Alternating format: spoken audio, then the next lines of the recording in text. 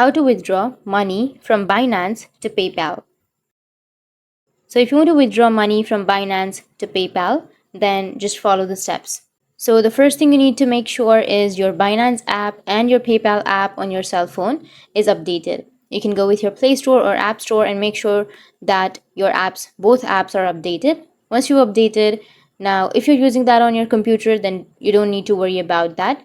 And now what you need to do is just go to your wallet. So click on the bottom right corner of the screen to go to your wallet.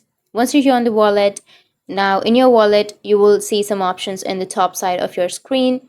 So you'll have three options, which is deposit, withdrawal, and simple earn. So you just need to simply go with the withdrawal option. After tapping on that, now you just need to simply choose the currency. You can choose the fiat or the crypto. You can simply choose any option that you want to withdraw to your PayPal account.